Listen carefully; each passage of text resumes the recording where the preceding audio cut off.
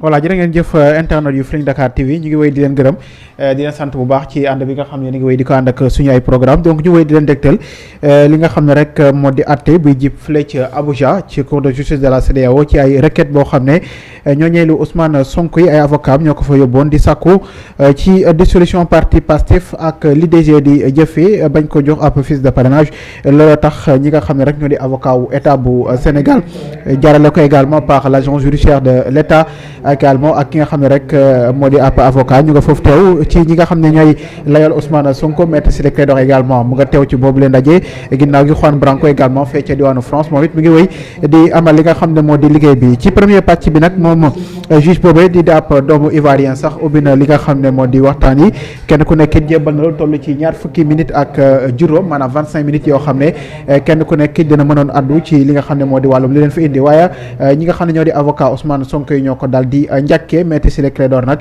dafa jébal kaddu gi ki la di Juan Branco ne ko ubbil bi la laa nga ginnaaw gi bu mu daanalee ba mu des fukki minutes ak juróom moom kookee di Ciré Clédor jël na kaddu gi daal di ñëwaat ci yenn ci ay jëf yoo xam ne jàpp na ne dañu koo jëf lu jëm ci Ousmane Sonko te jaarul yoon benn yoon bokk na ci wàllum contumace bu ñu jaaree ne loolee moo tax ñu daal di ko radier ci wàllum fichier électoral bi lu jëm également ci wàllum li nga xam ne rek moo di juge Sabassi Faye mi nga xam ne moo di juge bu grand bu tribunal bu grande instance bu diwaanu Ziguinchor moom moomee nga xam ne moo génnee boobule dogal doon sàkku ñu daal di delluwaat Ousmane Sonko ci nu mu gën a gaawee ci wàllum li ci fichier électoral boobee te ñoom aussi ñu taxawoon tem ne duñ ko ci dugalal loolu lépp bokk na ci yenn ci ay mbir yoo xam ne ñoom avocat wu Ousmane Sonko yi jot nañ ko daal di soulever ginnaaw gi le agent judiciaire de l'État jël ab kaddu moom aussi daal di indi ab tontu moom nag nee na daal li leen indi foofee yaakaar na du mbirum Ousmane Sonko war nañ ko jàpp ak waruñu ko jàpp ak li ñu ko jàppee wàllum politique laa loolee leen fi indi daal lenn dong kese la mooy lu jëm ci wàllum radiation beeg lu jëm ci wàllum fiche de parrainage loolee lañ ñuy yem ci loolee ku mel ni Juan Branco nag moom li mu def de mën nañu ko tuddee ab vice de forme maanaam li mu fay wax ak li leen fa yóbbu daal mu ngi mel ni ab yàlla ak yàlli mu doon ay kaddu yoo xam ne ki di avocat agent judiciaire de l'État di monsieur Diallo moo ko daal di yëkkati ci boobule li nga xam ne moo di ab ndaje voilà je pense que pour l'instant mën nañu delluwaat ci boobule procès pour xool éventuellement fan lay mujj à tout de suite. Vous avez bien servi la cour à pied, que ce soit les mémoires, que ce soit les documents. Alors, la cour va essayer de faire un effort pour travailler. Et si le 18 novembre, on peut faire quelque chose, on le fera. Tout dépend de la volonté de Dieu. Voilà. Donc, pour le moment, l'affaire est mise en délibéré au 18 novembre 2023. Voilà. Donc, the last case.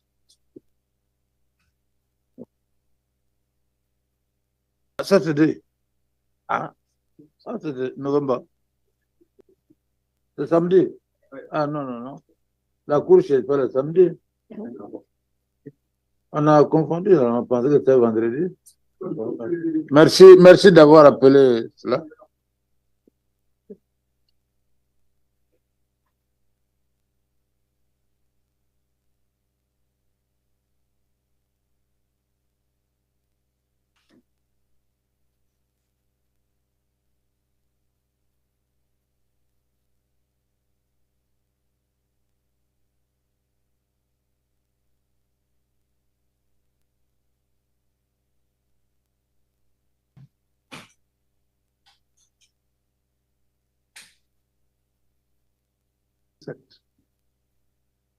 Délibéré au 17 novembre 2023. 17 novembre.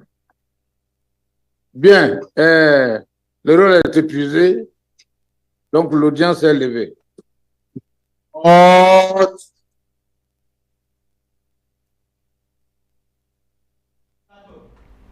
voilà donc yërë ngeen jëf mbokk internet yi ñu ngi leen di gërëm di leen sant bu baax j'espère que feeling matinal bi tey dañ ci koy dal di wéer rek mu doon ab feeling matinal bu xaw a yaatu jëmale ko ci li nga xam ne ñu ngi doon ko dégtal mu doon ci ab cour de justice de la CEDEAO ci ab requête boo xam ne ay ñooñu Ousmane Sonko ñoo ko dugaloon pour sàkku ñu daal di jëm ci wàllum li nga xam ne rek moo di lu jëm ci wàllum dissolution parti Pastef ak lu soxal li nga xam ne rek moo di DGE bi bañ a daal di jox fiche de parrainage ki nga xam ne moo di Ousmane Sonko. Normalement délibéré bi ça sera le 17 parce que le 18 je pense que ça sera un samedi dégg nga ki nga xam ne moo di juge bi maanaam président tribunal boobee mu ngi xamle daal que ne ñoom duñu liggéey samedi finalement donc dinañ wéy di xaarandi ñoom nag ne nañ dinañ wéy di liggéey ci li nga xam ne rek moo soxal lu jëm ci wàllum fond boobee gis nañ déjà bi muy ubbi boobule li nga xam ne moo di plaidoirie yi gis nañ mu téye ay kayit yu bëri yu ñee ay avocat Ousmane Sonko ñoo ko daal di indi mu doon ab mbir boo xam ne certainement on y reviendra plus largement ci ay jàngat aussi du ñàkk dinañ ci ànd ak ay experts bu ko defee ñu wéy di jàngat ak ñun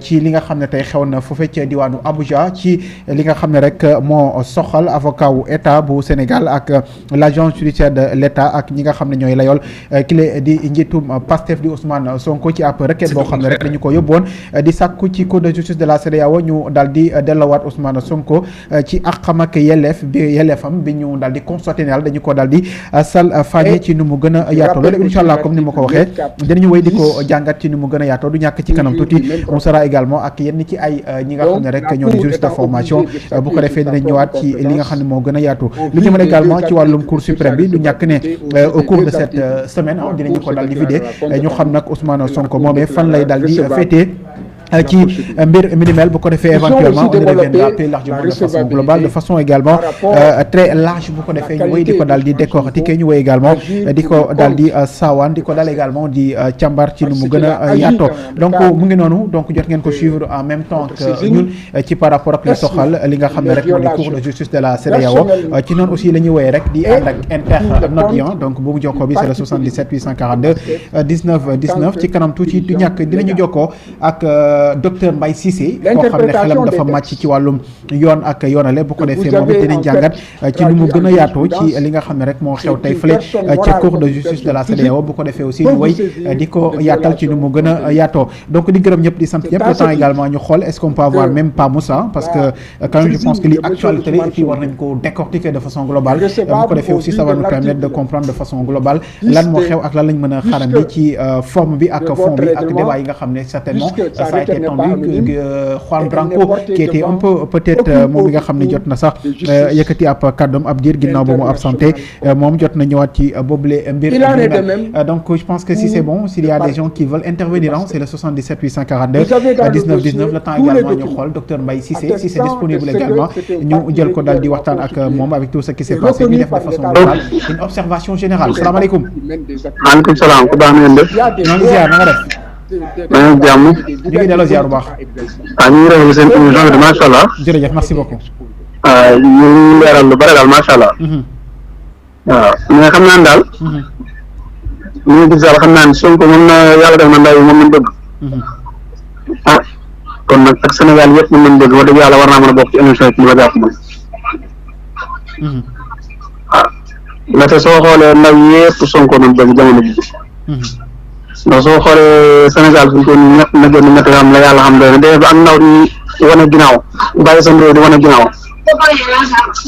ko képp kuy kilifa war naa dëpp xool sa ginnaaw la moom moo waral lii ndaw yi dem di wane ginnaaw réew kon xam yaa quelque chose te am na nga xam ne du yomb ko am ndaw bi su demee moo xam ne caaxaan da ko indiwaat rawatina ñu Espagne ak États-Unis yooyu fépp fu mu mën ci doon waaw mais daal xam naa ne daal yàlla xam doy daal suñu état bi nii waaw ñu ngi ñaan daal yàlla na yàlla defal jàmm kontaan nañ ci di leen bàyyi xel bu baax a baax. jërëjëf merci beaucoup. merci beaucoup jërëjëf. jaajëf merci jërëjëf merci en tout cas ñu ngi koy gërëm di ko ziar bu baax moom it ci ànd boobu nga xam ne mu ngi doon ko ànd ak ñun Binta Sarr maa ngi lay ziar bu baax madame Ndiaye également. dama rus si suñu état bi voilà mu ngi noonu kenn ku nekk ak nu mu ko jàngatee kenn ku ne également ak xayma bi nga xam ne jot na ko ci def donc c'est l'occasion donc qu'on vous donne également li nga xam ne moo di temps d'antenne bu ko defee ngeen mën a wéy di addu xam naa du ñàkk bu fekkee rek docteur Mbaye Cissé pare na ñu jël ko de façon globale mu ñëwaat ci de façon globale délibéré bi ça sera le 17 novembre xam naa voilà je pense que cette fois-ci ça sera le bon donc docteur Mbaye on verra bien si c'est cette fois-ci si ce sera bon ou pas ñu dal di ko jël bu ko defee rek ñu wéy di yaatal ak moom ci loolee nga xam ne actualité bu am solo la voilà on verra bien voilà.